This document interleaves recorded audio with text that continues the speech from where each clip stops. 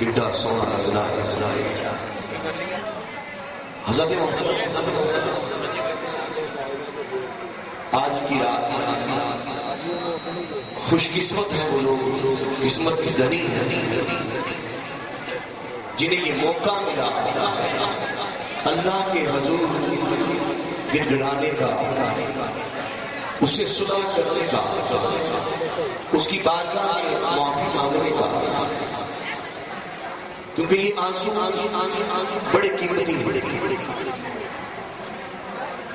محبوب علیہ السلام نے فرمایا کہ بروز حشر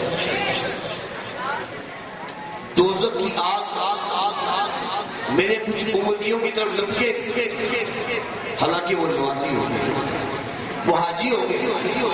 وہ متقی اور پرہیزگار ہو گئے، فرمایا لیکن وہ جب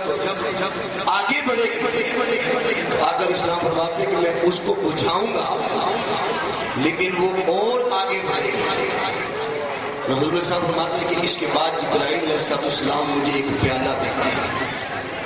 اس کے اندر پانی ہوگا اور اللہ کی طرف سے حکم ہوگا کہ اے محبوب اس کو اس آگ کے اوپر پھینک۔ حضرت صاحب فرماتے ہیں جب میں آگ کے اوپر پانی پھینکوں گا تو آگ بجھ جائے گی۔ پوچھوں گا یہ پانی کیا طاقت رکھتا ہے، کون سا پانی ہے، یا زمزم کا ہے، آب کوثر کا ہے، کون سا پانی؟ تو پیارے آقا کریم صلی اللہ علیہ وسلم کے اس سوال پر جواب ملے گا یہ آپ کے امتیوں کے وہ آنسو ہیں جو اللہ کے خوف سے بہائے گئے، یہ آنسو ہیں جو اللہ کے خوف سے بہائے گئے تھے۔